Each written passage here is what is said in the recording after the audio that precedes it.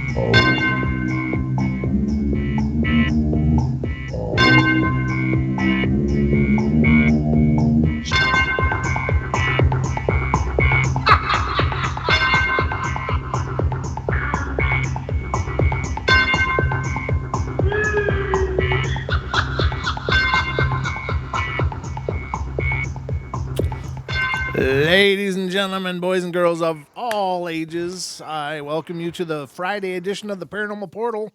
I'm your host, Brent Thomas, and welcome everybody. Thanks for being here. If you're coming from Freaky Friday, then God bless you for sticking around, because I love following those guys. And Kev, Scott, and Joe, thank you so much. You guys humble me with passing the baton. I'm just honored, and it's wonderful to sit and listen to you guys as I'm doing my thing, because I don't know, it's like I don't know, listen to you guys roll gives me energy and motivation. I don't know, it's like, you know, you're at a comedy club, and there's always other acts, and I'm not saying they're my warm-up by any means. I'm not implying that at all, but if one act does really good, it makes it so easy for the next act to come out and just follow it. And that's always the case on Freaky Friday. It's always very easy because they've set the stage. They've set the power and the energy for the night, and all I got to do is try to come in and maintain it, you know. So I'm thrilled to be here, and I'm thrilled that you guys are here with me on this fine Friday. It's been a great day. It really has. I've been getting messaged all the time, and it's really cool. I'm meeting new people all the time from all over the world. Just had a discussion with a gentleman from Australia for quite a while on Facebook today, and he's going to be coming up as a guest in January on our podcast. And you're going to want to check this one out when it happens, but I'm not going to let you know anymore for right now.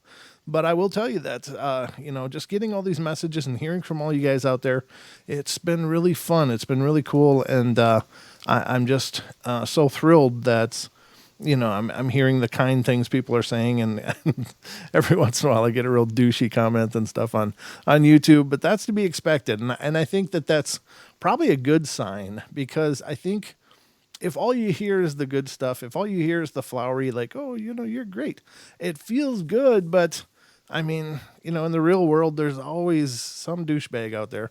And I guess it's good to get exposed to them. And usually it makes me laugh, to be honest with you. I thought, I'm kind of a sensitive person. So when I started doing this, I was like, you know, how am I going to handle it when the real trolls come around? And I guess I'm doing okay, because it usually cracks me up. Honestly, it does. It's not just me pretending. I just get a kick out of how absolutely socially inept some people are, and it makes me laugh. It really does. It's like, my God, if you were standing in front of somebody in person, there's no way in hell you people would say this stuff, but they say it anyway, and it's funny. And so I also enjoy firing back, and as Chris Geo says, he trolls the trolls. It's troll back. He calls it troll back, and I try to carry that tradition on in my work as well. It's the TFR tradition of troll back. So if someone leaves me a witty comment, I do my best. A lot of times, not every time, but a lot of times, I do my best to respond in kind, and if they come back, it could be funny, could be hilarious. I don't know.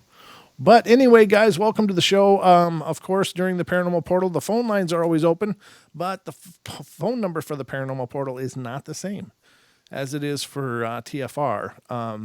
The number for the show is 720-923-0500. Again, 720-923-0500. And that's how you get a hold of me here on the Paranormal Portal. I'm sorry I don't have a international number to work with, but we actually had somebody call into the podcast, or into the I think it was our Wednesday show. Yeah, it was our Wednesday show with Don and I on YouTube, and we had somebody call in from the UK. That was really cool. But I felt bad because it's like, oh my God, that couldn't have been cheap. So I appreciate that, and thank you all so much, those of you who do reach out from anywhere, but especially those of you that reach out from around the world. So you're eating it on the financial side as well, just to talk with us, and that's an honor. I think that's a wonderful thing. So no, there is no UK number for me. First world, there is not. I have my own phone number for the show because I do shows 7 nights a week. And I always allow call-ins, so I got my own number. So that's why I don't have a UK number. So anyway, no, there isn't a lot. You're right. Tracy in the YouTube chat says, I don't see many trolls in the live streams. You're right. Our mods do a great job in the ones that we've had. They've done a good job channeling them right back out. It's like channeling like in meditation, but they channel them right back out, and they've been fantastic. And that's fine. I don't pretend that the Paranormal Portal is going to appeal to everybody, but what I do pretend in my mind or in my sensibilities or whatever is that if you don't like something, you just move on. It's like, I don't sit and watch The View and think, God, I hate this show. God, this show pisses me off. Oh man, I get pissed by this show. I turn on the TV, and if it's on The View, I turn the channel. I go to something, I find something I will like. But it always surprises me that people go out of their way to just be incredibly socially inept. It's like, wow, your opinion is so valuable to you that you stick around listening to something you don't like, and then to sit and talk about it like you're coming from some kind of intellectual high ground or entertainment value high ground. And it's like, oh no. But anyway, enough about that. That's not paranormal, is it? I don't think so. But anyway, it is an adventure always doing the shows here. I know I got an email or two to get to, and I'm going to have to find that. I did get a follow-up from Ness, and it's her friend that was also present, emailed me with a follow-up as well, telling me what she experienced, along with a couple of pictures, and I want to show you guys those as well. And if you're not sure what I'm talking about, I think it was last Saturday night, we read a long, wonderful email from our friend Nessie, who's a YouTube chatter, and she shared with us their experience of going to a place called, I'm going to butcher it now because I don't have Ness's pronunciations, but Lake Haroko, Haroko, I think, and they were set upon by several Maori spirits, and had an incredible, wild ride. It's just an amazing, amazing account, and this follow up I think is really great as well. So, did I read the number, Julia? I forgot if I did, or Moog. Did I read the number, or did I just say it was a different number?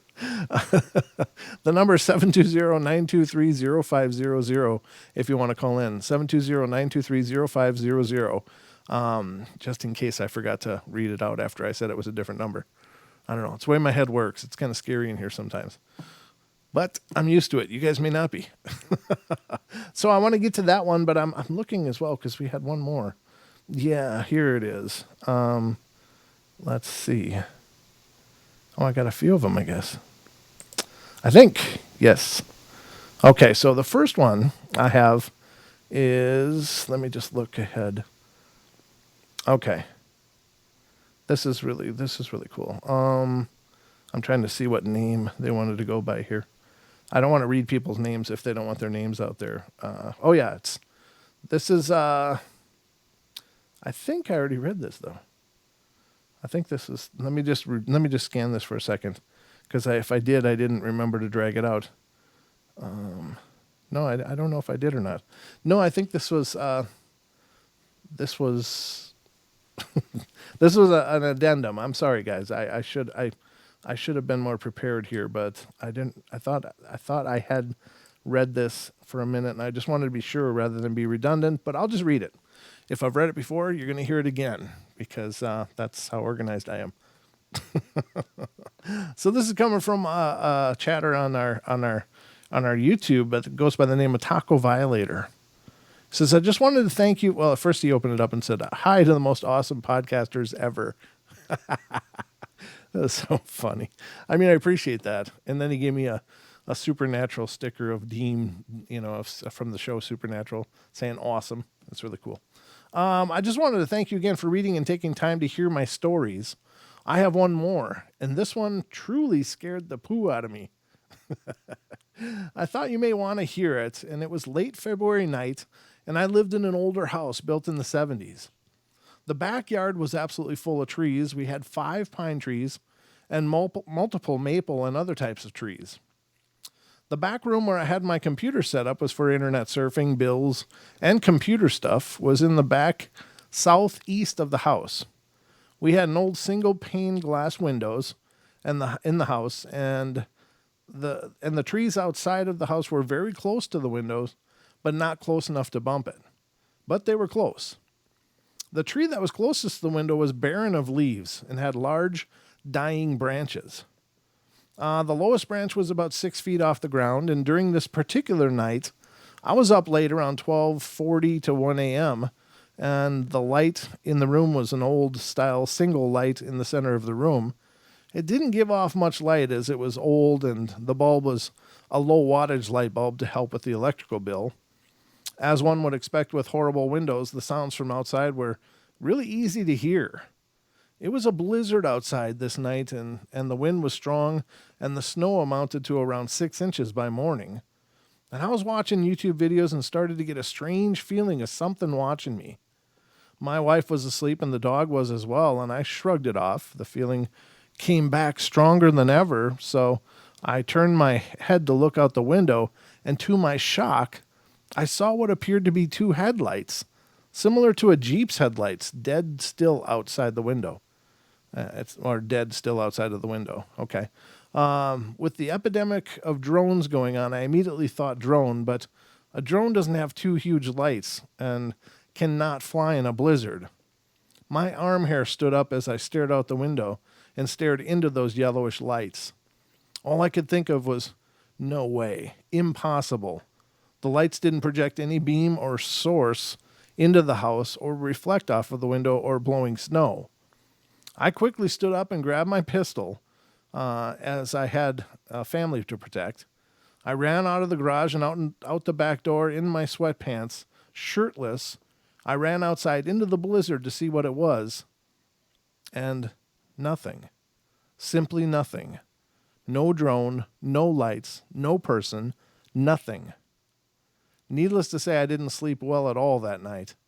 How could 2 lights about 6 inches in diameter float outside in a blizzard and project no light and hover motionless at 4.5 feet during a blizzard? Please give me some insights into this. The image in my mind still gives me goosebumps, and it's something I will never forget. Maybe it was the blue toothpick man I saw as a kid catching up. Who knows? I need help with this. Thoughts? Thank you again so much for everything. The show and the people are amazing.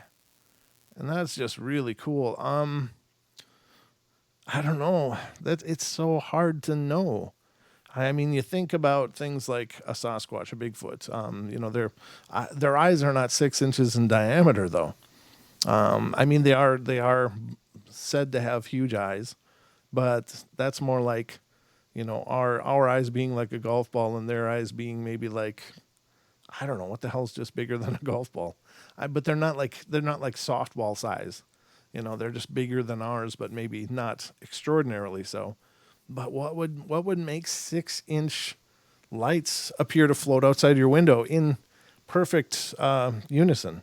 I don't know if they were 6 inches apart or if they were 6 inches in diameter each and just stationary, or I'm trying to understand that part of it, but still, that doesn't really help me to throw ideas at it. Now, there are orbs, ladies and gentlemen. People see spirit orbs all the time. I've seen them myself.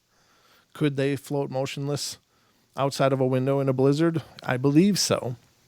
So to me, it seems to be whatever it was not physically tangible, but it was represented energetically on our plane. So would it be spiritual in nature?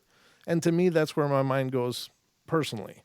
Like it was something, because if it was a Bigfoot or Sasquatch or something like that standing outside of your window, of course you would see proof or evidence of that after the blizzard, I would think. Even if you've ever been out in the snow, you'll know that, of course, a blizzard and stuff can cover up tracks or traces of things pretty well, but you will still see indentations where tracks were made, and they'll look like dents on a snowscape in pattern walking up to some place. They don't just, generally you won't have any, they won't erase the complete event, but they will obscure it. So if you don't know what you're looking for, you may miss footprints. But if he was, running out with his, in his sweats, no shirt, and a handgun, that he's really dialed in. And the next morning, I'm sure he checked it out.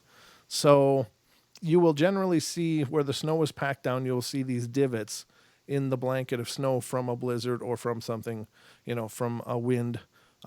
There is traces, but they're just more subtle if it was snowing and blowing real hard. So, but if it was something like that, I would expect there would be some sort of evidence of visible to indicate that that's what happened. So if he's not seeing that and seeing no proof of anything being outside of there, then I guess the only thing left is it must have been some form of spiritual entity. Now, I do believe there are some that just wander. They're not anchored to a place. They're not anchored to a given piece of real estate. They can wander and go wherever the hell they want. What are they doing? I don't know. I don't even have an idea. They could be anything. They could just be made to wander the earth. That's what they do. They could be any number of different types of spiritual entities. Like, not all of them are serving a penance or are confused. Some of them, I believe, some of these spiritual entities, I believe, are utilitarian. They are part of the natural order of things. They probably have some sort of function in the natural order of things. And maybe it's, like I believe there are nature spirits, there are elemental spirits, there are any number of different types of spiritual beings. And could it be one of them? Sure. But it's really hard to nail that down and try to, just from seeing two lights, what is it? I don't know. But I would wager either something extraterrestrial or something spiritual. That's just about all there is. A lot of extraterrestrial stuff seems to be transdimensional. And so if it was just outside of the window but not leaving tracks, there are also those that believe the Bigfoot are transdimensional. And maybe there again, could it be one of them? Sure, if they are indeed transdimensional. So unfortunately, we're not able to drill into that very far and give you much for answers, Taco, and I'm sorry about that, but it's just such a nebulous possibilities. And the possibilities are literally endless. What could it be? Well, if it was a one-off event and you didn't have repeat experiences, then I guess it's probably just fine. Something was passing through, decided to look in your window for whatever reason, and moved on, hopefully. If there's more, then let us know. I'd like to hear if this was a catalytic event that spawned a whole lot of new activity. I'd love to hear about that, because that could sure help us understand what exactly could be going on in your situation. But just some food for thought. Again, I don't know for sure, but that's what I got. Oh, I see Taco's he's in the chat right now. So I hope some of that ideas might have helped you. And again, those of you in chat, if you've got other ideas to give to Taco, please do. Taco Violator. I've been a Taco Violator before. Every time I go to Taco Bell. Yeah, I love you too, man. All right, so the taco is in the house. All right, I guess there is a B at the end. Taco Violator B. Where's Taco Violator A? What happened to the letter A? Never mind. So, anyway, that was one email. I appreciate that. Thank you so much. Looks like we got another one as I was talking. Let's see. Where is it? Okay. I can look at the time here and see how we're doing. We got 7 minutes. Let me look at this next one. Oh. Huh. Oh yeah. I did send that one on, so I can that was somebody reaching out to a person that I did a podcast with. And thank you to that for that, Elizabeth and Travis. I appreciate your input on that, and she did as well. Thank you so much. Again, here we go. This one is going to be the one. This one is the carryover from Nessie's story. And we'll get into that, but I'm going to wait till the other side of the break because she's got quite a bit to say about that event. Again, it was an event of Nessie and several of her friends. Again, Nessie is the name of a chatter on our YouTube channel. Just so you know, it's not important about her real name, but she and her friends are from New Zealand, and they went over to a sacred lake that was very sacred for the Maori indigenous people, and they were going over there to do some stargazing without the light pollution from the city to hinder them. So they were going out there, and as they went out there, they had a whole marathon of events and problems with the car. Again, you'll have to go back to last Saturday's episode to hear that. Don, I'm sure, will compile both of these segments together into one for what should be an epic podcast going through these events. But I really appreciate getting more of the story from Nessie's friend. And this is Heather that sent it in. So we will get to that. But it's going to be on the other side of the break. Now, while I got a couple minutes... Where in the hell did I do this? Oh, we've been selling some of these, ladies and gentlemen. And I really appreciate those of you that have picked it up. It certainly helps us out a bunch. Spot on every word, Brent. Thank you, Bam. I appreciate that. About the view. Yeah. Okay, so we at the Paranormal Portal are trying our hand at bringing things into the community that may help. And one of the things that's really big right now, and it's kind of due to the onslaught of paranormal programming on TV and cable and all of that. You turn the channel on any cable network, and you're going to be hard-pressed not to find some ghost shows. And there's a lot of people out there investigating, and of course they are very popular shows. And so people are like, hey, I want to investigate too. And there's people running out there trying to investigate and trying to do that. And that's wonderful. I think that's great because honestly, the more people that are out there doing this stuff, the more potential we have to gather fantastic evidence, maybe get some answers, and maybe come closer to understanding these strange phenomena. So I think the enthusiasm is wonderful. Now, what I will tell you is that those shows are by no means blueprints or examples of how to investigate. And I one thing that they don't cover much on any of those shows is the need for proper recording of data and the experiences when you're both interviewing witnesses and when you're actually getting baselines and doing comparative readings throughout your investigation. So we at the Paranormal Portal have put together this. Let me get my camera up so I can see where I'm showing it right. This is the Paranormal Portal Paranormal Investigation Journal. And this is several pages. There's enough in here for, well, hopefully for 25 investigations. But it is several pages to journal and log information as you're investigating, hopefully to give you some comparative baselines and comparative data sets to work with. It's one thing to go through a house with an EMF meter and walk around and get spikes and stuff. But if you haven't done the recording and mapping of a house prior to that, getting baseline, then your readings during an investigation aren't really going to help you as much as you think, because if there are mundane reasons for EMF fields to exist, such as faulty wiring and stuff, and that's why an EM field sweep prior to an investigation is important. You go through, you check the walls, You check the outlets. You check appliances. You check all of those things. You check electrical boxes, junction boxes, and mains coming in. Look for EM issues. Look at furnaces. Look at things like that. All of those things can generate EM fields and cause problems, not only during an investigation, but for the people living there. High EM fields can create feelings of being watched, of being discombobulated, and if it's high enough, it can even involve possible hallucinations.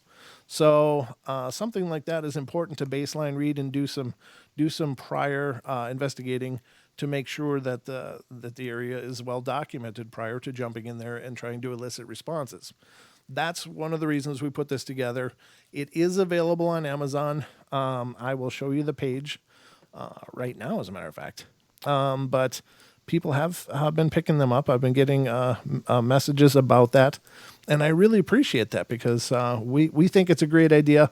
We're really excited about putting this out there as an option. But if you go to Amazon and look for Paranormal Investigation Journal and Paranormal Portal, you will find it. And this is what you'll be greeted with, this page right here. And I don't know. I think it's a good thing, and I hope you guys will check it out. If you have someone on your list that's hard to buy for, but they are looking at getting into paranormal investigating, might be a great gift idea. Might be just a great idea if you're a paranormal investigator or if you're interested in paranormal investigating yourself. So just throwing it out there. And again, don't forget our Teespring site, teespring.com/stores/paranormal-portal. And that will bring you here. And this is our shop for all things Paranormal Portal. And more will be coming. We got some things in development, but there's several items here emboldened and emblazoned with the Paranormal Portal logo. So we hope you'll check it out. It goes a long way to support what we're doing here and support our future growth, hopefully. So we'll be right back, ladies and gentlemen. Don't go away for more of the Paranormal Portal.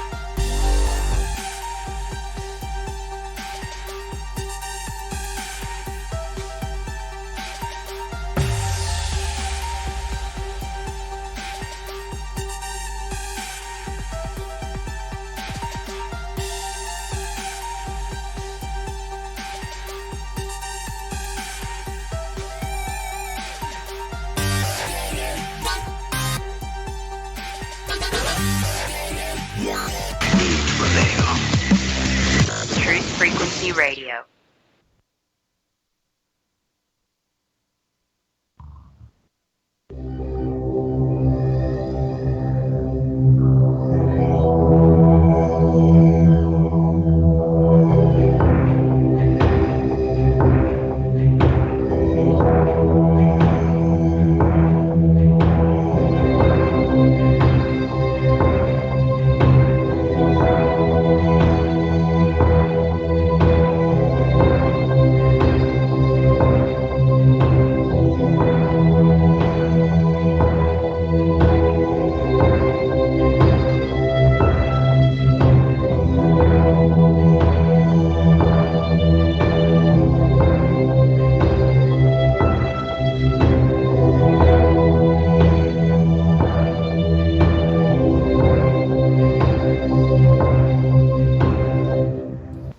Welcome back, everybody. We are now back at it on the Paranormal Portal, and thank you so much for being here and being a part of my journey through the portal.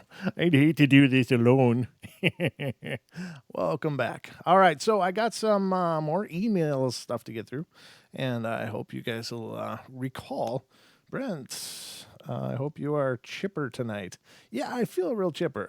Yeah, I was a little feeling a little froggy last night. I don't know, but I it's something about doing the shows always makes me feel better, and perhaps it's this, the energy give and take that goes into doing these shows. I mean, I'm here giving to you, you're here giving back to me, and I don't know, it just made me feel better. By the time the show was over, I was pretty much right as rain. So thank you all for those healing vibes. I appreciate it. Made me feel all young and full of vigor. So I do feel better, though. Thank you, though. I appreciate that. It's always wonderful the amount of sympathy I get if I come in and I sound like hell. You guys are, oh, are you okay? And it's really cool. Thanks.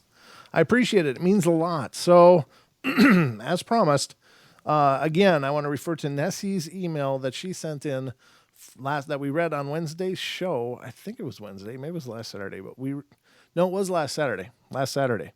We went through it. It was just an amazing story, experience, absolutely hair-raising. They had trouble with the cars. They could see apparitions. Well, Nessie and her friend Heather are both sensitive, so they were able to see a lot of the attacks that were coming and going on.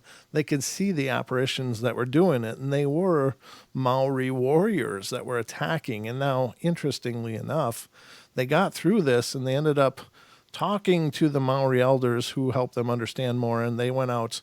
Apparently, there's a sacred burial site on this little island off of shore, and it's been fenced off and stuff. But apparently, all those bones were askew, and that's maybe why the spirits were so agitated. But the Maori elders did go out there and did ceremony to soothe all the spirits and reinter them into the graves, and hopefully that settled it all down. But it sounds like it was just absolute nightmare of things that they went through, and that, I honestly, those kind of experiences can be deadly. They can be dangerous, especially when you consider the amount of manipulation that was going on in Nessie's story. I mean, it was directly affecting the car, the direction of the car, the speed of the car. The car was speeding up out of control. It was not being able to be controlled by the driver, and in many cases, and that's how people die. And so, can spirits kill? I believe they probably can. I believe that they just won't, for any number of reasons. But in a case like this, where it's sacred ground that was desecrated somehow. And you got to wonder what would desecrate that land. Well, it sounds like something pretty dark, or someone pretty dark, and dealing with some dark rituals that they would go and disturb the bones of a gravesite. So I imagine something happened out there on that island that was really nefarious and probably very, very evil. Some kind of rituals going on is what I would suspect. But anyway, let me get to Heather's story here. This is very interesting, and she's also got a couple of pictures that I can show and share with you as well. So this is, again, Nessie's friend Heather. She says, "Hi, my name is Heather, and I was with Ness on Lake Hiroko experience, which you kindly read out recently. I'd like to tell you about the beings of light that came to save us that night and the experience did not end with our journeying home. Later that night, I had a visitation by beings unknown.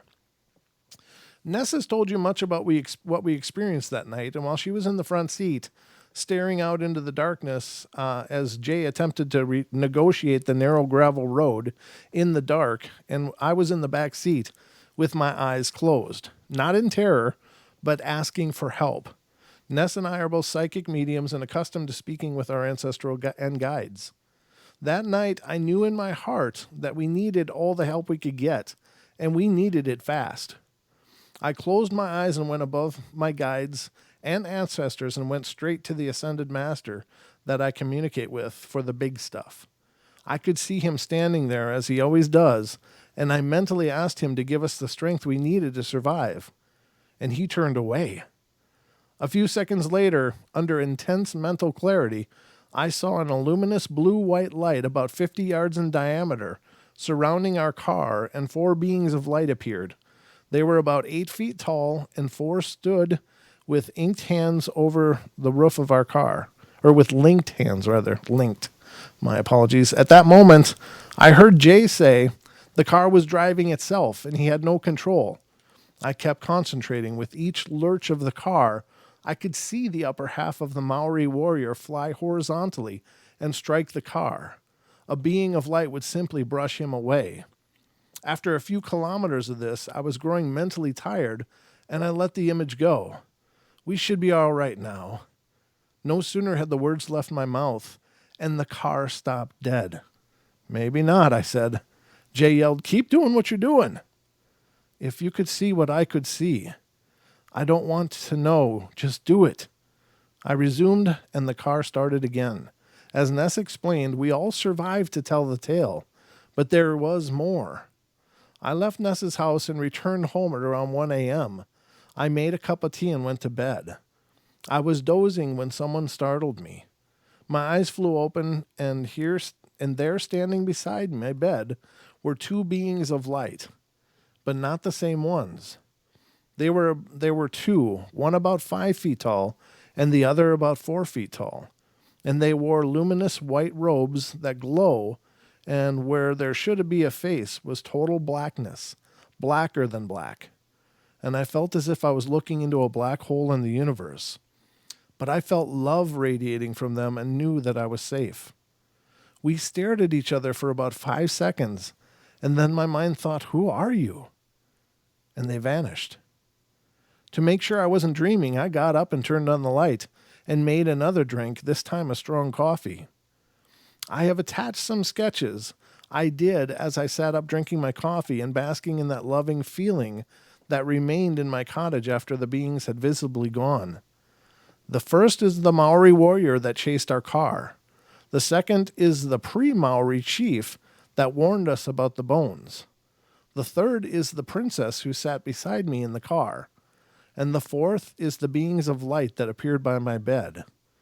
Thank you for reading out our story. Kind regards, Heather. And what an amazing story. My God. And I will pull that up now. Hold on. Let me see if I can open these. I guess I could do it this way, maybe. I didn't want to that way. I guess I can do this one, and this one. I'll pull them all open. All right. So, I think this is right. Nope, that one's from the podcast. All right. So, oh no, they're right behind me, aren't they? Can you guys see that? Not really, huh? Let me grab this. Let me grab it. Bring it up here. I'll put it on this screen here. And I'll put it on the main screen. So this first one is the Maori warrior that was attacking the car. It's actually a really good sketch. I'm sure that those eyes look so intense that it's just amazing. Oh my God. So that's the first one, the Maori warrior.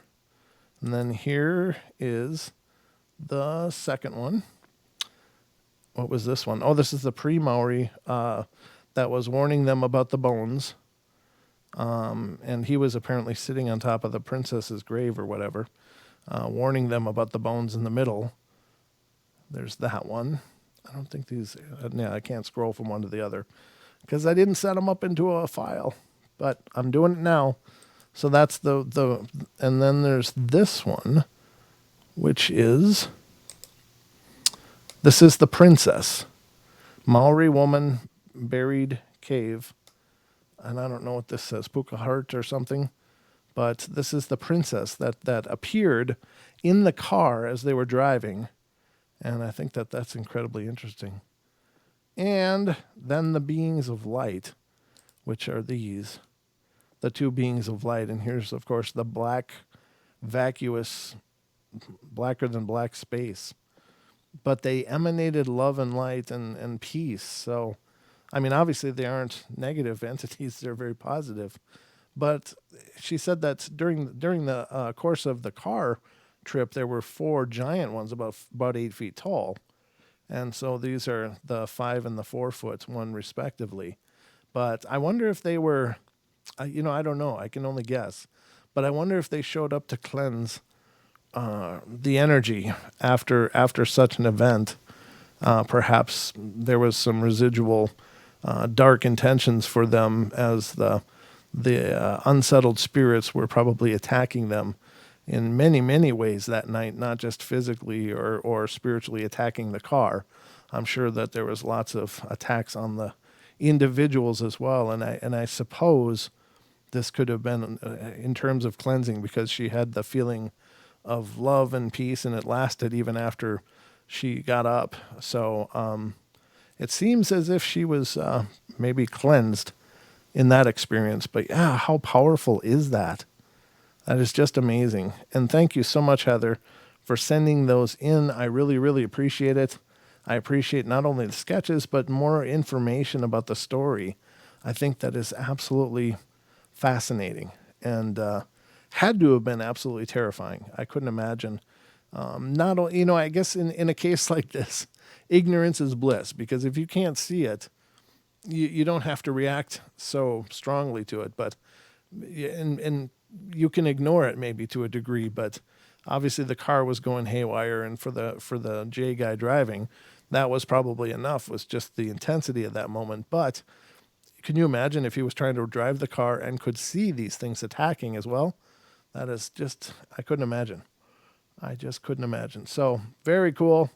Thank you so much for sharing your information, your stories, and all of the insights that went with it, for sure. Let me see, is this paused? No, it's running. Okay. That is back up. So that is Heather, again, as a supplement to Nessie's story. So thank you so much, Heather. I appreciate it bunches. Let me get that back over. I've got to clean out my inbox here. It's just a mess. Here's a new email just came in. Let me see. First World, did you want me to show these, or were these for me specifically? And also, I'm not sure what I'm seeing on all of them. Is it possible for you to call in so you can go through these with me on the show?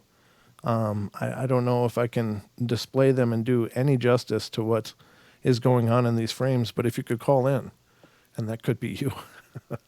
Let's get to the phone. We do have a call, so let's see who's calling. This is area code 605. You're on the air. Hello? Hello? Hi. Hey, this is Taco. Taco, how you doing, brother? Good. I just saw your number, and I wanted to give her a shot and see how you were doing tonight. I'm doing great, man. Thank you so much for sending in another story for us to share on the show tonight, man. That's awesome. Well, I appreciate it, and that story there is it's truly terrifying. I don't know what happened, and to this day when I talk about it, I get goosebumps. I don't know what it was. I have no idea. And when you went outside, now there was the lights outside of your window in the blizzard, just sitting there stationary. Mm-hmm. Were the lights themselves about 6 inches in diameter, or were they just 6 inches apart? What was it? They were. It was like they were about 6 inches in diameter, and they were about 4 inches apart. Wow. And I was actually sitting in the room, mm-hmm. and I was just hanging out, and I got the sensation something was kind of looking, and the thing was with the room, It was old. It was kind of dirty. It was an older house. Mm-hmm. And I was sitting there in my chair, kind of rocking back and forth, and all of a sudden I turned my head to the right as fast as I could. And the way these trees and everything were, if I was to stand outside in front of that window, the trees would have been hitting me in the face. Oh, okay. The branches. Mm-hmm. And I looked to my right, and they were sitting there, just dead still, and there was no light coming in, nothing. And I immediately, I mean, right now as I'm talking, I got goosebumps. Sure. I stood up right away. Sure. I went and I grabbed my pistol because I wanted to, I wasn't sure if someone was out there or not. Right. And I ran outside, and there was nothing there. There was no footprints. There was nothing. And I don't know how it could have done it because it was the middle of a blizzard. It creeps me out, and I didn't know if maybe you had insight into this or if there was anything that you could help me with this. But ever since that day, it's just, Well, let me. I Ever since that day, did any activity follow that that was peculiar, or unusual? Did anything start following that experience? no, but Okay. I told a couple of buddies at work, and I have another buddy of mine here where I live. He's a huge Bigfoot fan, so he believes in the paranormal. He does all this stuff. Mm-hmm. And he told me, he goes, maybe they were actually trying to contact you and you screwed it up because you ran outside with a gun and you were scared. Maybe, yeah. And I'm just thinking, maybe I blew my chance to actually experience something amazing, and it's but yeah, my arm hair standing up. yeah, and see, that's not. I mean, that's a reaction that I would attribute to something being negative. Not that it necessarily is, but it would seem to at least indicate that there's some part of you going, no, this is absolutely wrong. This is wrong. You know what I mean? It's not just like, hey, there's some lights on the window. Oh, that's weird. It was like immediately you responded with a fearful way, and maybe that is a natural reaction to just being around or being confronted with a Bigfoot. Now, the part is that you didn't see any tracks, you didn't see any depressions, you didn't see any indication that they were there. But the question is do you believe that Bigfoot can be supernatural as well? And honestly, I've to be just full disclosure, when I first started looking into this Bigfoot thing, I was just all about flesh and blood. I really was. To me, it just didn't make sense, the whole woo part of it. But as I've learned more and as I've talked to more and more people, it's like they can't all be wrong. They're all seeing something that doesn't make sense. And so I have to expand my possibilities and I have to keep an open mind about it. So no judgment at all. But what do you think they are? As far as the whole Bigfoot thing, I believe they're real. Yeah. And that's just from part of listening to your show and absorbing and hearing these stories and all this stuff. I mean, in my mind, there's a greater possibility of them being real, more so than aliens. Okay. If that makes sense. Sure. But yeah, at the same time, I've after that experience with the lights, I just, there's a part of me that wants to believe, and I wish they were real. And me too. There's too much space. There's too many planets out there for there not to be life. Sure. Yep. But the fact that they can zone in on one person and come to the planet, it's a little out there for me, but I still believe. And if I could ever see a Bigfoot with my own eyes, I would love it. Don't get me wrong, I'd be scared, but yeah, I would love to see it. Right. It would be nice to have that validation. And, I did have what I believe was a close encounter with one when I was 14, but I didn't know what it was for years and years and years after that until I was in my 30s or 40s. Was when I finally figured out, oh my God, wonder if that could be it. And I went back to the same place because it was a growling behind me, but it was so deep and resonant. And I lived in southeastern Minnesota. So like there was no big predators there. It was just white-tailed deer were the biggest thing we're supposed to have. And they don't growl. Yeah. So, no, I go ahead. Sorry, go ahead. Well, I was just going to say, and so learning about what people attribute as behaviors to Bigfoot, then I went back into that same area as an adult. I was like, oh my God, there's a tree break. Oh my God, there's, a structure. There's the, these things that I would never have known to look for. We're all there. So it's like, well, maybe Yeah. they are here. Yeah. And see, there's where I live, there's actually a lake that's probably, I don't know, 5 miles from here. Okay. And used to go out there with a buddy of mine, and we would go to the woodsy part. I mean, there isn't a lot of forest around here. Mm-hmm. And we'd see weird teepees or things made out of broken sticks and woods, and we couldn't figure it out. Mm-hmm. And I'm not saying it was a Bigfoot or anything, but something weird was going on. And he's a huge paranormal fan like I am.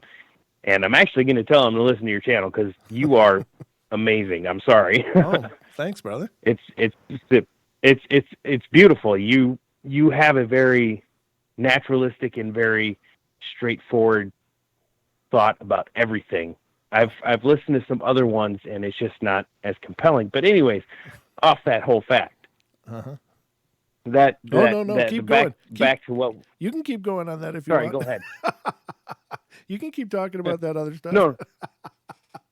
Yeah, and it was weird because we were just walking through the woods, and all of a sudden, almost like the Native American teepees, mm-hmm. it looked like that without the cover on it, Yeah. but it was more dense and more wild. Right. And we couldn't figure out what it was, and there were reports of mountain lions running around, and him and I were actually going around, and we ran into a giant cleared out tree, and there were cow bones and ribs and animal skulls all over the place. And I looked at him, I said, you and I just need to turn around and leave. Yeah, that's a good time to get the hell out of there, yeah. Yeah, you can say that again. So, it's weird. And excuse me, those few emails I sent you, those are the truest stories. I've never let them out there until I found your podcast, because I think you would take it with a better grain of salt than anybody I've ever told, and you'll have more influence on it. And the whole blue creature between the two trees and the lights and all this stuff and the one in the sky, I believe I do. Yeah, I do too. And I've listened to many of your callers, and a lot of it is making sense to me. Yeah. It is like a big puzzle, isn't it? It is. And you know what? I fear, I've listened to a lot of them, like I said, and I fear that if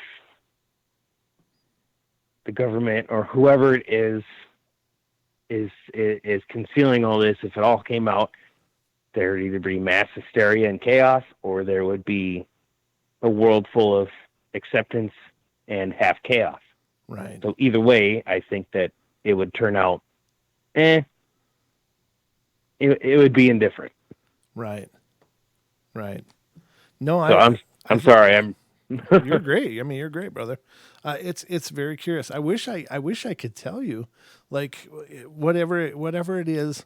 If indeed Sasquatch are multidimensional, then yeah, it could be them, because I know I've talked to witnesses that have witnessed them just vaporizing in front of them, and I've kind of put that on the back burner of my mind. But the more I go forward with this show, and the more I take part in other shows, and like I've been guest hosting on Bigfoot Odyssey, and talked with a gentleman by the name of Kevin Keeney of Arizona Squatch, Mm-hmm. and I also just interviewed Ron Moorhead the other day as well. And the more I hear about that kind of stuff, it's like, my God, what does this mean? What are the ramifications of this?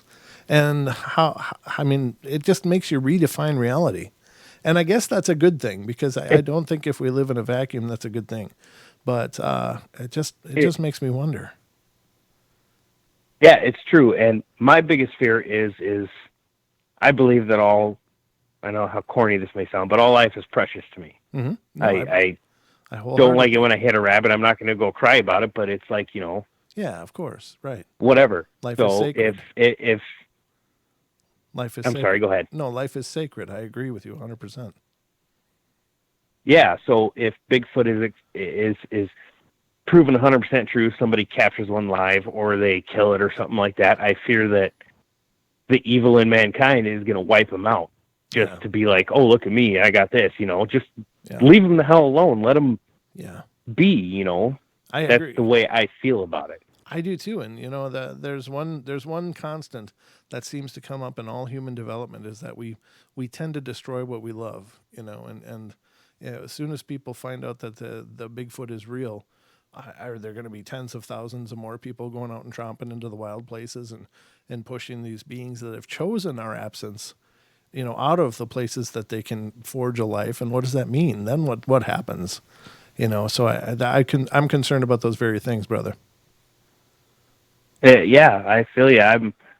I'm right there with you. And not if, since Bigfoot is a real living thing, just like you said, we tend to destroy it. But why should we? I mean, we're already doing it with deforestation. Sure. Yeah, we are. And it's messed up, and I don't know. But this whole, I know I'm shifting subjects a lot, and I apologize. No, it's fine. We are about to hit the break, though. Okay. Well, I'll let you go then. I wanted to call in and just. I'm glad you did, man. Chat with you live because it's great hearing from you. It's amazing. Well, you're amazing, brother, and thanks for sharing your experiences with us. And ladies and gentlemen, we will be right back in just a couple minutes with more of the Paranormal Portal. So don't go away.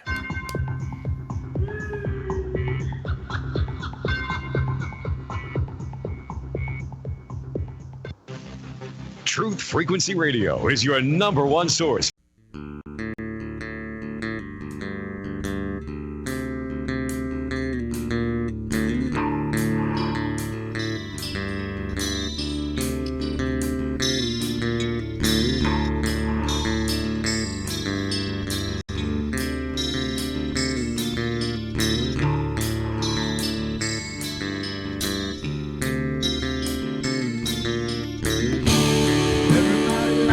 Play their games. Everybody loves to place their bets.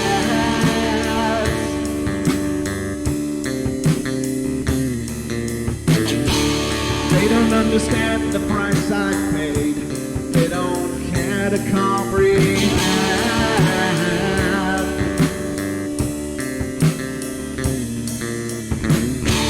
Trace their lines upon my body, dripping scars across my heart.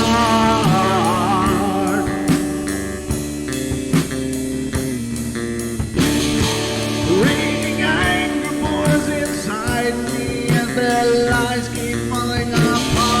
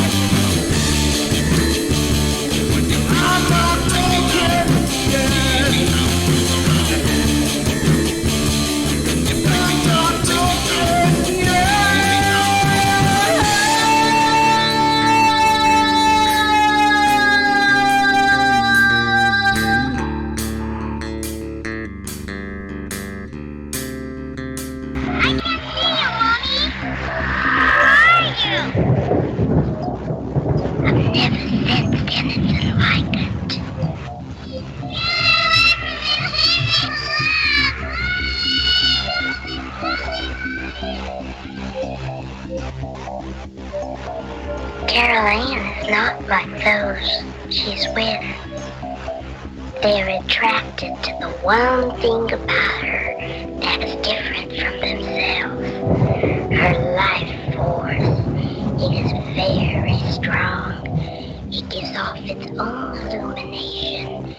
It is a light that implies life and memory of love and home and earthly pleasures. Something they desperately desire, but can't have anymore.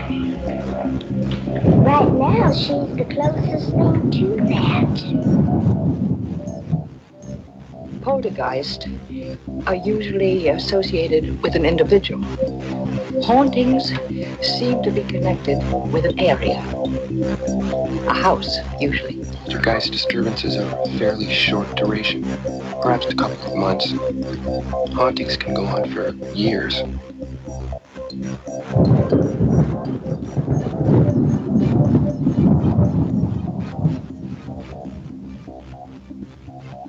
Ladies and gentlemen, welcome to hour number 2 here on the Paranormal Portal, and I hope you guys are doing great. Thank you to Taco for calling in. I appreciate it. It was nice talking to you, brother, and thank you for all those amazingly kind words. That is so cool. I don't know. You guys are so complimentary and nice. It's no wonder I like coming here daily to do these shows. Come on. I mean, geez, it's wonderful. It means the world to me. The Paranormal Portal has always been a project of passion for me because I love the paranormal, but I love also talking to all of you guys about it, hearing your stories, hearing what you've seen and experienced, and it's just never gets old. I hear often from other people, some in the broadcasting industry and some not, but man, I can't believe you do so many shows, and it sounds like a lot, but honest to God, that old saying is true, that if you do something you love, you never work a day in your life. Well, I mean, it's not a chore for me to do these shows. It's really, really freaking easy. In fact, honest to God, it's one of the easiest things I do every day, and I have a wonderful life in many, many ways. And I'm not saying the rest of my life is tough. What I'm saying is that this is something I really adore doing, and it means the world to me. And the fact that I can share it with all of you guys is just an incredible blessing.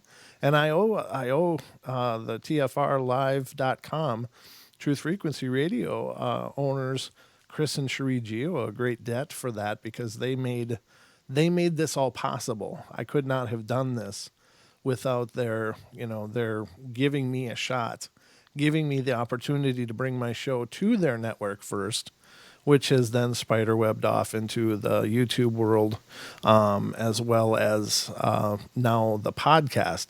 And so there's three different types of broadcast going on with this show, and it's all because of the opportunity that they gave me at the very beginning.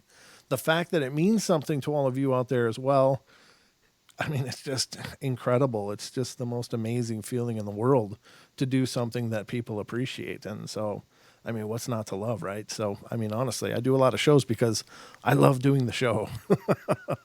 First and foremost, I love doing this. So it's really a dream come true. But yeah, thank you all for all the kind words. I hear a lot of them, and I'm not trying to gloat in any way. Believe me, it's really, in a large sense, it's really overwhelming to hear so much, kindness. But also, I'm sure as the show grows, I'll meet the other people that want to tear it down, and they want to tear me down. But so far, I've been really fortunate in the fact that the people that have found the show really resonate with it, and that really means the world. So thank you all for your support and love. It means everything. But anyway, you're not here to hear about me and my dreams and stuff. Give Brent the thumbs up. Thanks, Duke. Thank you very much. Let's see. Thank you, Jake. Thank you, Duke. Thanks, Moog. I appreciate it.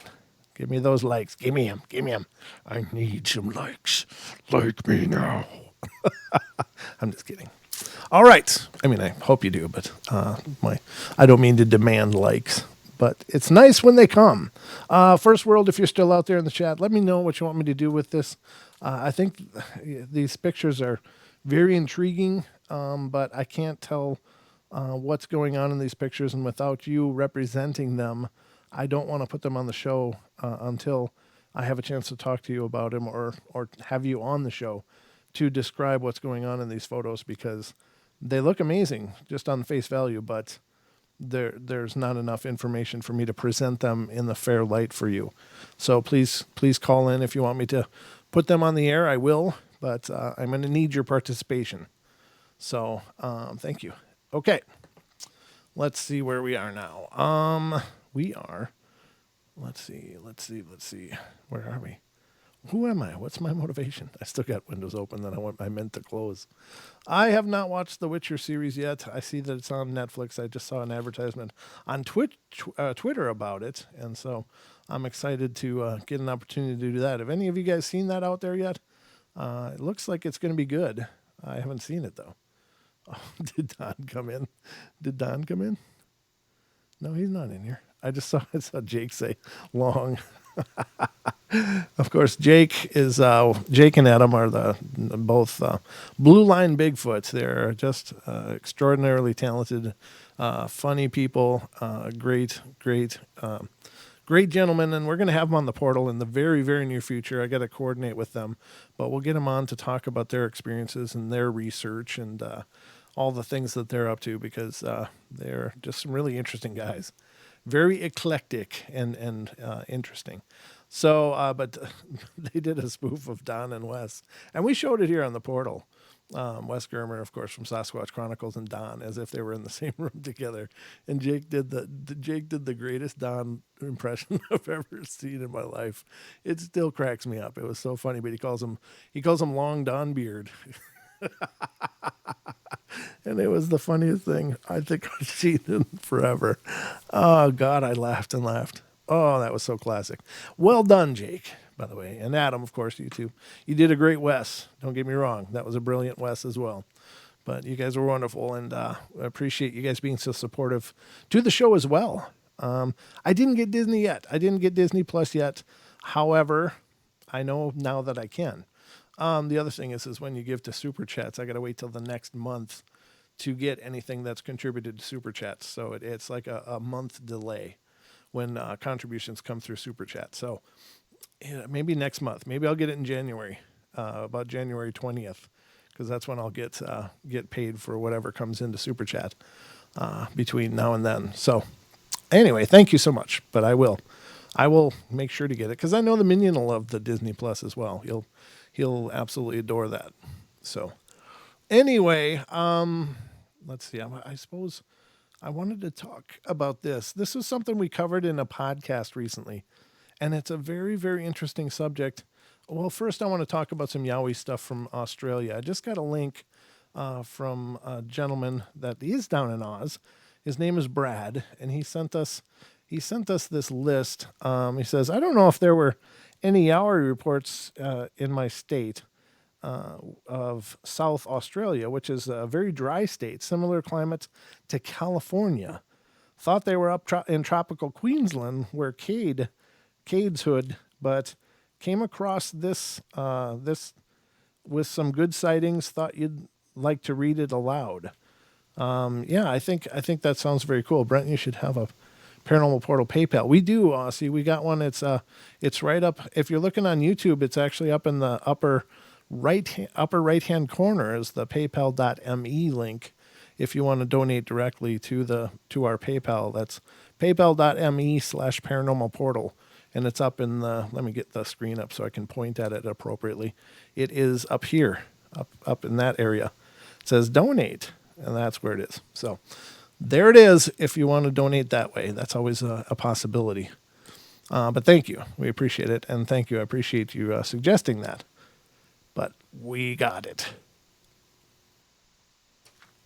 All right. So let's see where we are. Australia sightings. So this is South Australia sightings. And apparently it's very arid there. But now I would like to say that while there are certainly a lot of Bigfoot sightings in the U.S. around the Pacific Northwest, around waterways.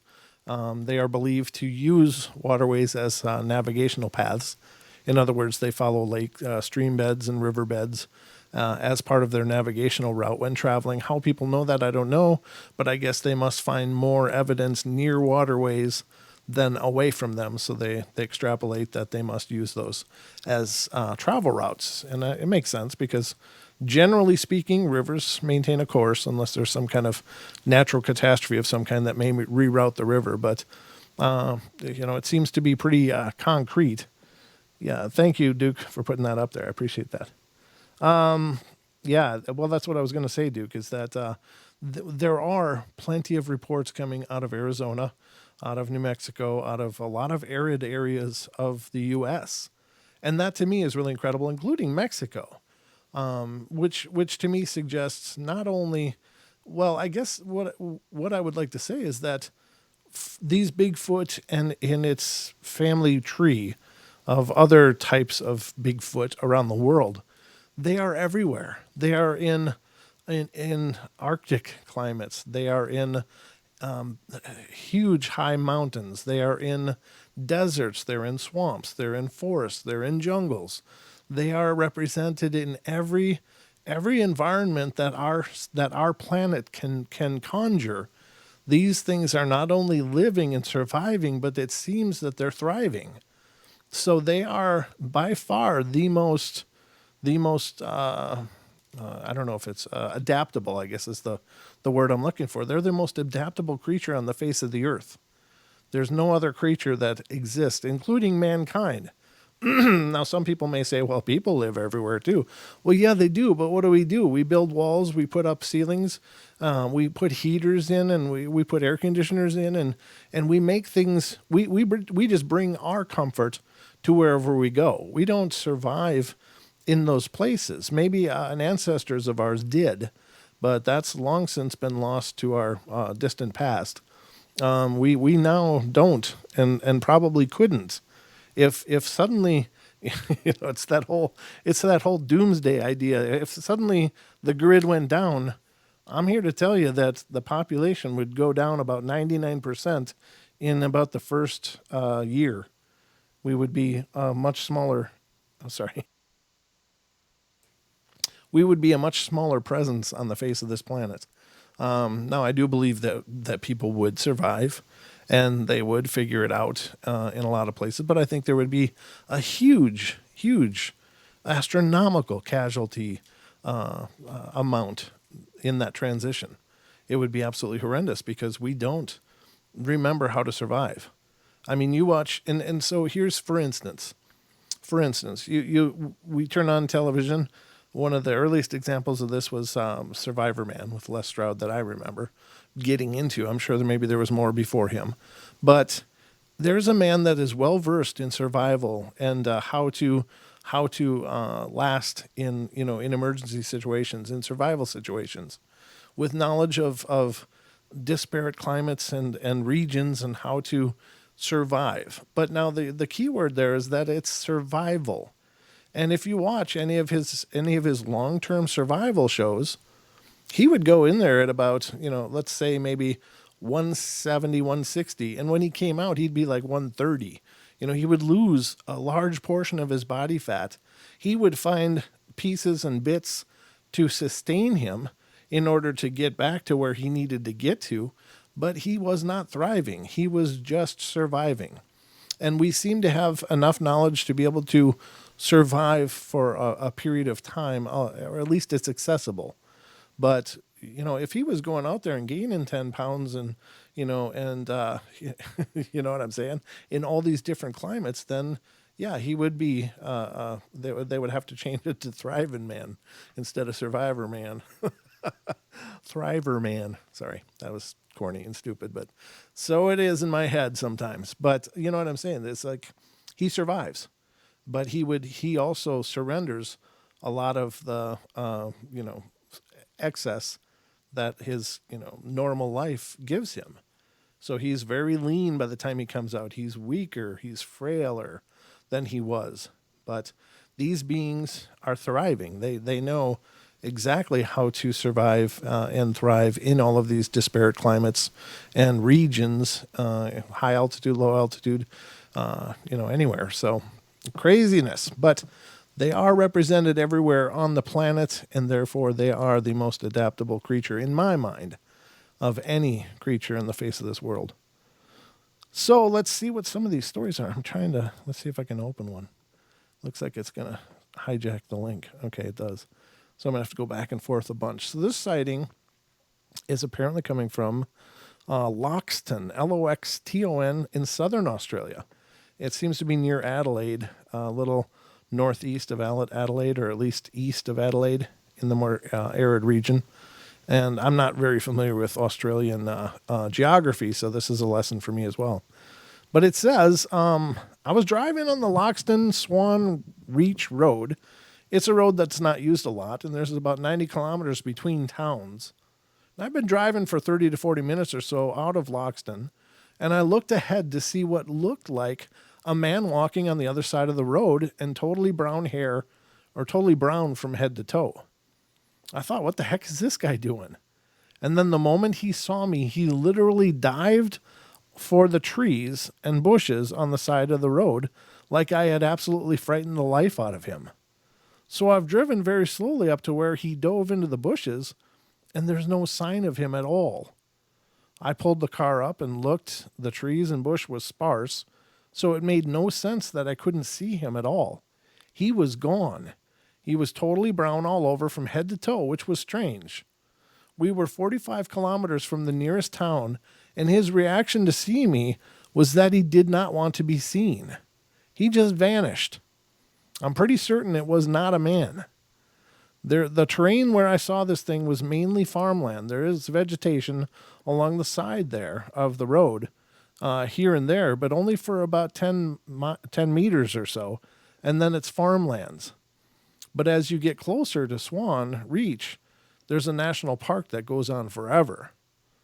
When I first saw it, it was heading towards me on the other side of the road, and it looked as if it was looking down, looking for something. And then he looked up and saw me and dashed into the bushes. It was a bit taller than 6 feet. It was pretty big, and as soon as he saw my car, he was off. And it was a huge surprise that I could not see him when I pulled up. Even if he lay flat on the ground, I would have seen where he went. But there is a slight hill, but there's no way it would have been that fast to get over the hill. I've been on the road for 30 years, and I've never seen anything like this. That is pretty crazy. Huh. Oh, you got to be kidding.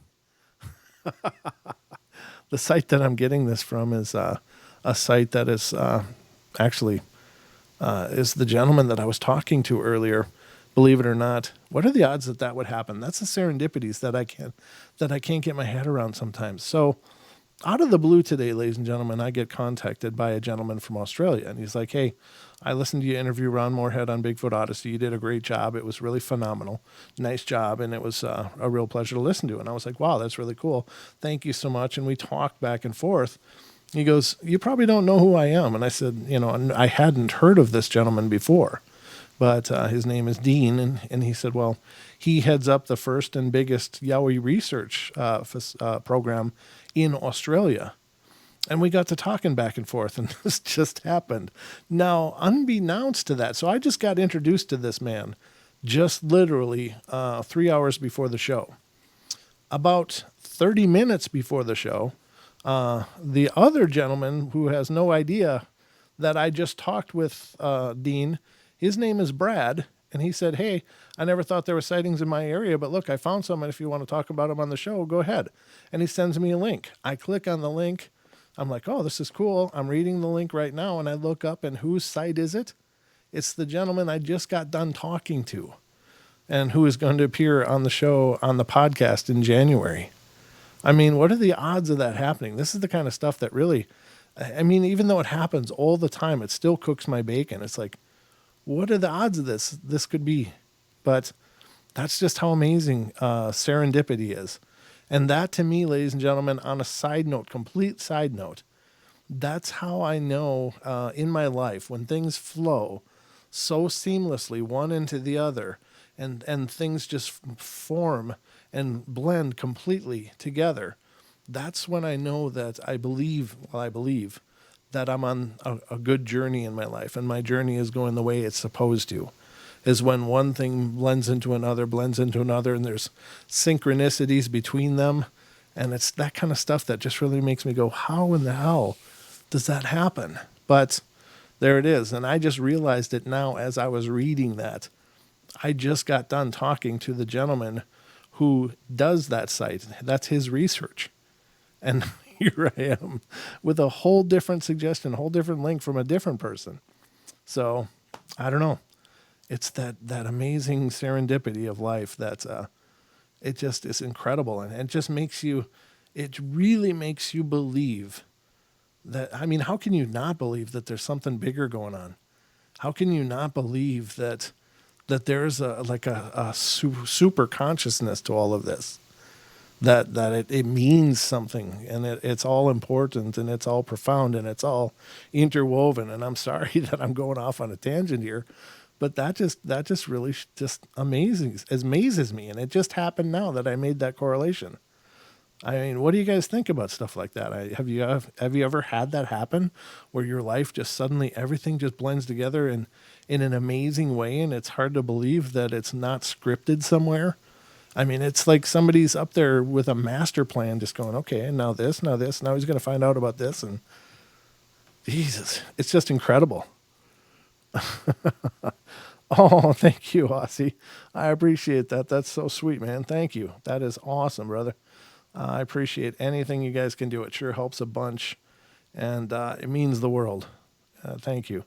And to anybody, I never wanted to become competitive at all. That, if you can give, great. It means the world. It really helps a ton.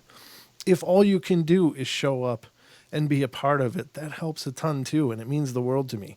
If the best you can do is just talk to some friends of yours that might be into the paranormal too, and say, hey, I found this show, I think you should check it out, that means the world. So it's just all different ways of giving to help, and it means everything. So please, if you're, believe me, most of my life I've lived just by barely making it. So I understand, when you just can't give. Like when you're at the grocery store and they want you to pitch in 10 extra bucks to buy somebody else a bag of food. And it's like, man, the only bag of food I can afford right now is the one I'm buying.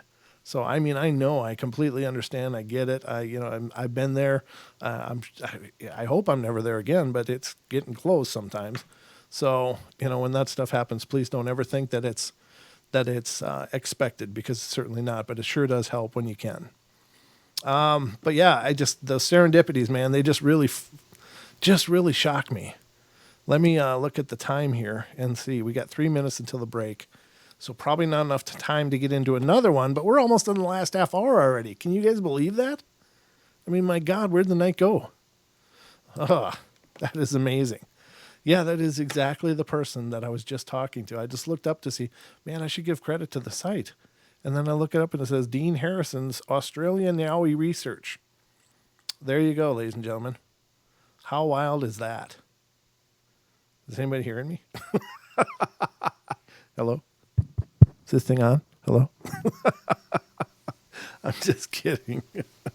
I look up and expect to see, yeah, that's crazy. And then I see you guys having conversations. It's fun though. It's fine. No problem.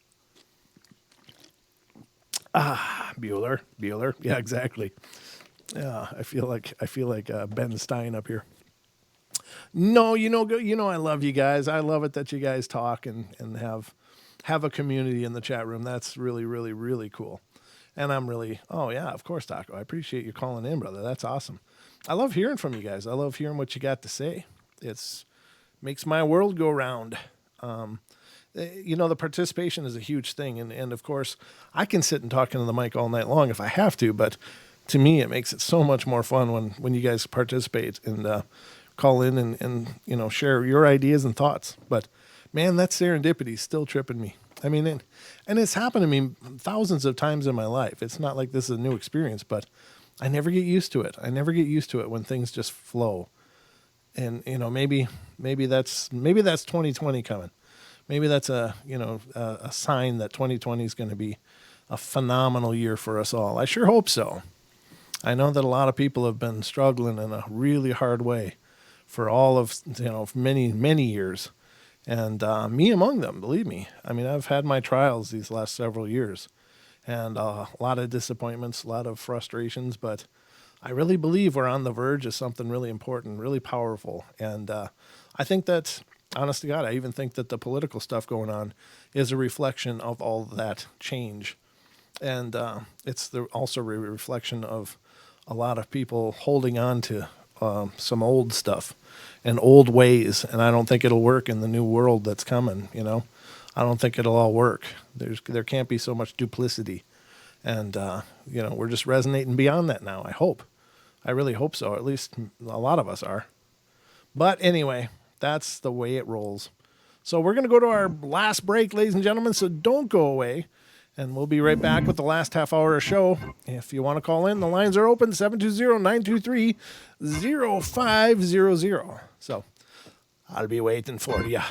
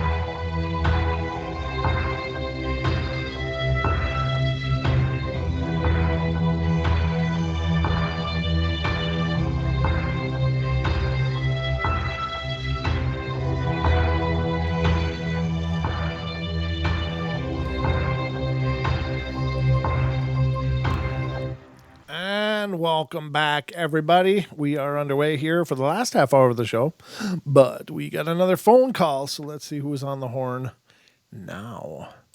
All right, area code 469, you're on the air. Hi. Hi. This is that's where some. I wanted to ask about some land that I've been looking at, and I've looked at 3 different places, and every time I find an area on that land that I've been attracted to by looking on Google Earth, that has one of these. It's not like a kiva, but it's a shelf in the rock, and then there's a hole in these places. And does anyone know what that kind of thing is called? A shelf in the rock with a hole in it? Yeah, there's like it's like an overhang to the hole, and then it's like a small cave. Oh, huh. I don't know. That's very curious. Wondered if anyone had a name for that, so I could try to, look that up. Is it it's just a natural formation, though, is what you're saying? It's not man-made. It looks like some natural formation. No, maybe. I'm not sure. It's, it looks like something it had some type of, I don't know. I don't know. That's what I'm calling you. No, it's fine. But, I mean, just go ahead and... To hit 3 of them out of 3 properties is weird. It is, and it sounds like a energetic thing. Are you at all sensitive? Do you have premonitions? Do you have... I've been accused of being oversensitive all my life. Sure, I understand. But I mean, do you feel things coming? Do you feel people's moods before you actually talk to them? Are you empathic? Do you ever experience things like that? Yeah, I can't be around a lot of people. Yeah, you sound like an empath. Too much of that, right? So it's... Yeah, I guess so. Yeah, and a lot of cave systems and stuff. I mean, they are, of course, natural formations in the rock, but they are also, they could have been extinct waterways or holes that water would travel on, and they may be closely connected. Yeah, to they're near water. They're near water because I'm looking for property that's near a river. Okay. A river run through it. Yeah, that's beautiful. Yeah, for sure. So, but I think that a lot of times they can also be energetic well springs. Cave systems can be energetic well springs in a way, and it could be appealing to your empathy for feeling that stronger vibration in the land. Or there's a lot of limestone deposits where you're looking as well. Limestone, of course, has a lot of quartz content, and that's could the stones will cry out. Yeah. Right? Yeah, exactly. So it's there being an empath. If you can't be around people, it sounds like you're an empath, and I'm sure what it sounds like to me, and this is my own opinion, of course, but that you are really resonating to the higher energy state of those properties, and that can be a good thing and it can be a bad thing. I mean, sometimes that heightened energy states can be, can be too much, and they can draw a lot of activity from paranormal types of things. It just depends on your beliefs, I guess. But I always think that in a lot of cases, the ancients, the First Nations people regarded places with caves and stuff as parts, entries into the heart of the earth, and they were usually considered very sacred. Yes, and there's in this last place, there's a school right above it, and a graveyard right next to the school. So there's some kind of, and then right next, and so I was wandering around out there, I keep going back to this place, and that's how I found it, but because it was at the end of this property, and then right next to that property there's a field that's just like flat and just one kind of grass, nothing really growing next to it, Sure. So it's but I don't understand what that. I mean, has anyone said anything about is there a name for this type of? Because there's for a hole, it's called a kiva. Those. How do you spell that? Those that have a. Is that Kiva? Kiva? Yeah. K, K, I, no, KEVA? I don't know. I don't know, but I've been in one. Okay. Where it had a ladder and you go down into it, and they are First Nation places that have been left, Sure. Yeah. like in New Mexico and stuff. Oh, sure. Yeah. Now, Kathy Spencer in the chat is saying electromagnetic fields through and around the limestone, move through and around the limestone. So that's also probably something that you're resonating with. I'm just looking at the chat. They can also have recordings. The limestone can run a recording, sure. visual recording. Sure. Well, yeah, yeah, absolutely. So, but I haven't been there at night or anything. But Rachel gets it right in the chat. Says it could be called an erosion fin, FIN, an erosion fin. I'm just looking through the chat now. Okay. So that might be something great. You can look at, an erosion fin. A natural made. Okay, thank you. Natural made grotto. I am Pam says, like a grotto. A grotto. Yeah. Yeah, that sounds familiar somehow. Yeah. But there's always a platform above the hole that juts out of the rock. Okay. And it's flat. It'll be a flat rock that somehow, was forced out of the wall of that area, and then maybe that's what causes the erosion, the water coming through past that, and then cuts its way into the rock, I guess. And the mighty page. But anyway, thank you. Oh, you're welcome, and keep listening because there's another caller after you too, and they may have some input on this as well. So. Okay, thank you. I appreciate your time. Y'all have a great night. All right, good night. Thank you for calling in. I'll be listening. Okay, see ya. Bye-bye. All right, let's move to our next call, and I believe this might be D. Diana, is this you? Hi there. Hi. Yes, it is. Okay, welcome to the show. It is. It is you. It is I. It is you. Well, welcome to the show. Yeah, thank you. And I have a couple of thoughts. Mm-hmm. I didn't hear everything that the last caller said because I was trying to switch over some things here. Okay. So I don't know what the question was for her. If I could help, I would do that. But I do want to say before that, I want to say some things that you were saying tonight hit me pretty as being fairly important that we think about this. I mean, really, I have been saying for some months now, we're not as adapted as most apes to this planet. No. We really aren't. No. And we're not adapted as a Bigfoot. And it leads you to wonder, whose planet is this? Yeah, I'm sure. Yeah, I mean, of course, I'm a fan of Lloyd Pye.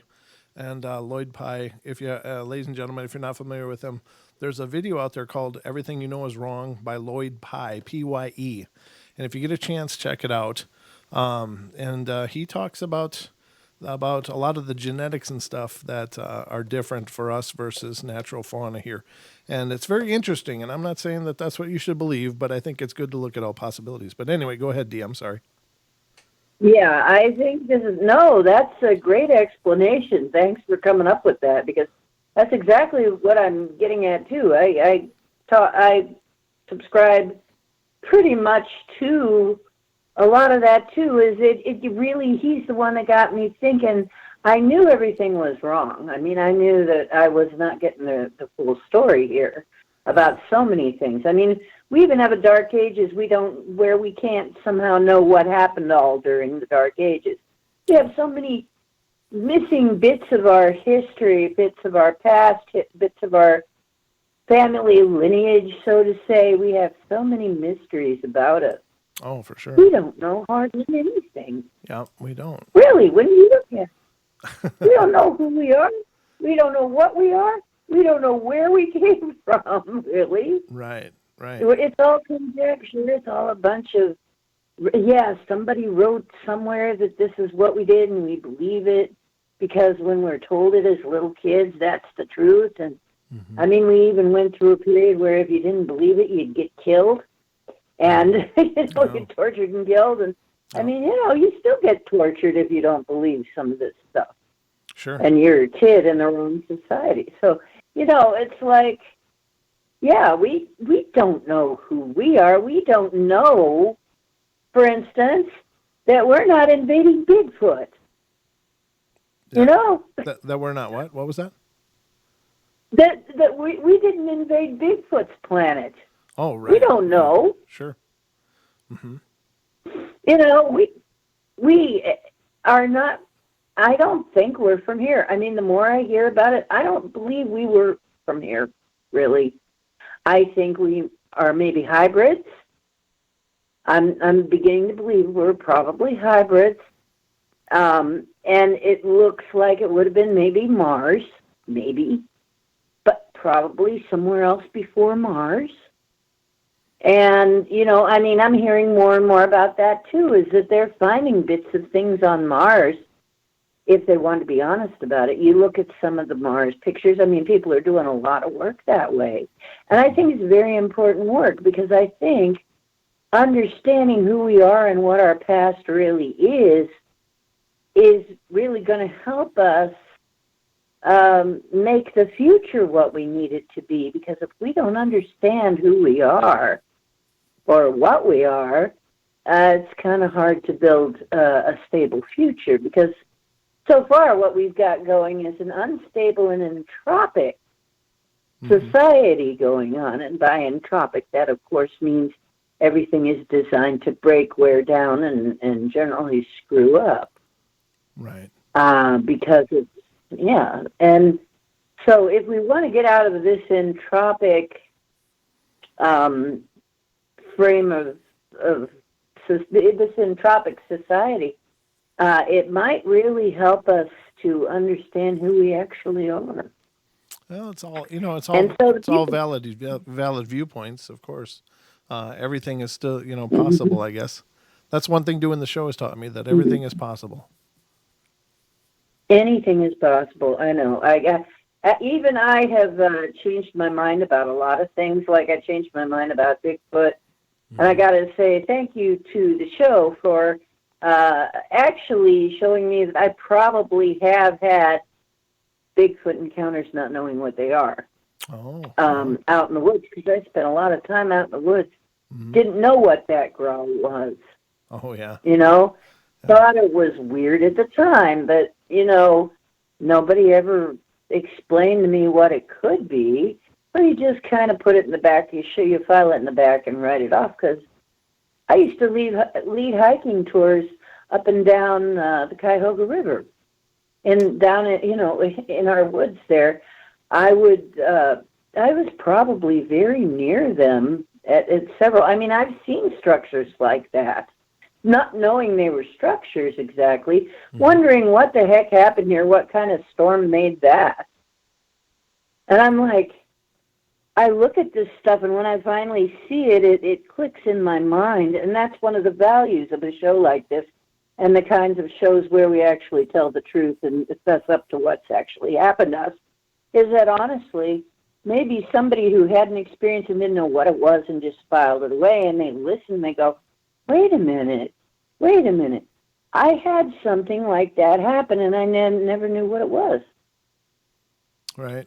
Yeah, that's very possible. So, that was my situation, experiencing something at 14 years old and not knowing well into my adulthood that what it could have possibly been. Exactly. That's an example right there. Same thing here. When I was a kid, I used to hike all the time in Cuyahoga Valley area. When I was older, I did too. I did that I was out. I loved to be out camping and stuff.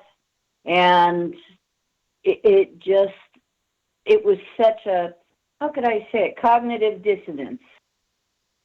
Maybe I would have attributed it to something if I'd known, but, at that stage, you don't talk about that kind of thing. Mm-hmm. I saw UFOs, but that was in my lexicon because my dad talked about that a lot. He had seen them. Oh, cool. So, but we couldn't. He only talked about it when he was drunk, though. He had to be really drunk, and then he'd start telling you all about it. And I mean, he had many encounters. I guess he had a lot happen to him, and if I can remember some of them fully enough, I'll send them in. But sure, that'd be great. Yeah, my dad. Yeah, and he had the Fate magazines, which at that time was. My dad was a little weird. He didn't have pornography. He had Fate magazines hidden. Well, I guess everybody has their own kink. Want to know what kind of geek my dad was? Well, there you have it. Well, I gotta find that. But I know it really is funny, isn't it? You think about. And I know because I was a kid, and I'm like, takes all the fun out of takes all the fun out of digging under the bed, doesn't it? Oh, Fate magazine! No, I loved it. It was great. I'd swipe a couple, and just like a kid. Yeah, it is funny though. That was the because he had to hide it from Mom because she was scared. Oh. She was afraid. But she has some paranormal encounters, too. She was afraid because she had some. So, I bet. bad ones. Oh, no. Well, she's sensitive as well, though, wasn't she? I think she was. I think that may be part of my story is because both parents were sensitive in their own way. That's what I'm thinking. And my father was very much so. I mean, he had abilities, too. He had things like healing abilities and stuff. Mm-hmm. And he kept it undercover, too. He kept a lot of stuff undercover. He was the spiritualist guy. Yeah. And he scared my mom so bad with the spiritualism that she made him stop. I mean, he could levitate things. Oh? Him and his sister would levitate tables, apparently. The table tipping, they call it, where the table starts to levitate. I've heard that, but that's not That's not actually them doing it, though. Table tipping is supposed to be like a spirit thing, right? The spirit thing, right? Yeah. That's what I'm saying, though. But then when I think about it, that's supposed to be a spirit thing. But then when I think about it, a lot of strange things would happen around my dad. Like when he'd get a certain shade of angry, a light bulb would glow. Oh, yeah, that's wild. As a kid, you don't think anything of it. You figure that's just normal, And I mean, you're a kid. You figure whatever's going on in your family is probably going on in other people's families. No. You find out only later that. Yeah, there were a lot of weird things happening in your house growing up that your parents were trying to hide so that people wouldn't, if you try to talk about some of this stuff, you get taken away, So, and I know because I know somebody right now that tries to talk about this to everybody. And I told her, you cannot do that, girl. You're going to get yourself, pardon me, you're going to get yourself in some kind of trouble. And she is. Yeah. Yeah. She is, even at this point. She's in danger of a lot of things, including if they could do it, if they found a way to do it, if she had a next of kin who would do it, she'd probably get shipped away to the loony bin, which is an indelicate way to say it, but honestly, she probably would be put in. She had been put, in fact, she has been in one before. Oh, okay. And even if she has, and you know how I believe, you can have a mental illness and still have paranormal experiences. In fact, you can have a mental illness because you've had paranormal encounters, and she's a veteran. Sure. And I think something happened to her that she hasn't really talked about yet. And I'll see if I can get her to feel comfortable enough to talk about it. But it sounds like something happened to her. And then stuff started happening, and then she hasn't acclimated to it. That's what it sounds like. Oh, okay. So, I'll have to find out gradually her whole story, and then I'll let you know. And I'll have to anonymize it because I don't want anything to happen to the poor soul. Sure. No, that's true. Yeah. Okay, and maybe your journal will help me do it. Who knows? Yeah. Maybe a portal journal can help you too, friends. Well, Keep an accurate. I know. I'm trying to help you. I appreciate that. We need all the help we can get, but I appreciate it a bunch. It's great. I know you do. Well, it's good to hear I from gotta you. get. Yeah, it basically. I love you guys, and I really appreciate all your input. I love all your stories, and I love your chat. We have the best chat room, in my opinion. I've been to a lot of truth channels. I've been to a lot of paranormal chats. Mm-hmm. This is the best one. I agree. Okay, love you guys. All right, good night, Dee. Take care. Bye. Well, there you have it. We are down to 4 minutes and 20 seconds left. Wow. What the hell happened to the night, ladies and gentlemen? What happened? You have just witnessed a time-space anomaly. Along with me. I tell you, these nights go so fast. It says, wow, pump it up, baby. Paranormal Portal. ufologist Brent Thomas. I'm not. I wish I were a ufologist. I'm not. I'm just, just an enthusiast. Hello, Renee. Good to see you. I don't know. That's the thing. I don't know that there is anybody that knows what the hell they're doing. We're just all enthusiasts, But there are some people out there that will tell you that they are experts. I'm an expert. Well, I don't believe anybody's an expert. I think that we're all just, we all just have ideas. We all just like to think about this stuff. And, please, just know that there's nobody has this stuff dialed in. Nobody's got it all sorted out. I certainly don't. I come across sometimes, I think that, I say things and I don't know where it comes from a lot of times. It's just like, I don't know if it's almost channeled or what, but I don't know. Sometimes words just come out. Like it seems like I have an understanding of something, but then I think about it and it's like, I don't really know. I don't know any of this stuff, but I can tell you that I'm absolutely impressed as hell. And I've said it a million times on the show. It's that the paranormal is not when reality has a glitch. It's not when things go sideways and weird. I think that the paranormal is the breadcrumbs. It's the demonstration of the true fluid and dynamic nature of reality. We're given glimpses of possibilities and potentials. And I think that these things happen, maybe on a grand scale, they happen because they're keeping us searching. They're keeping us looking, and they're keeping us guessing and looking for the answers to these weird, mysterious things that are going on around us that defy traditional physics. They defy traditional explanation. And there's something amazing going on. And sometimes they're absolutely just terrifying and horrible. And I don't mean to make light for those people that are suffering in those situations, but I don't know. I think that we have these experiences for a reason. But if you're listening on TFR, iHeart, TuneIn, or TalkStream Live right now, please stay tuned to the channel because following the Paranormal Portal tonight is our good friend, dear friend, the lovely Paisley Wild will be coming up following us. And her Spaces Between is coming up next. If you're not familiar with the show, it's her journal of her pagan journey. She is walking a pagan lifestyle, and it's, the word pagan, I think, for a lot of people in some circles is about the same thing as saying Satan, Satanist or something like that. But it's not, that couldn't be further from the truth. Paganism is just basically anything other than Christianity, and there are pagans that are Christian.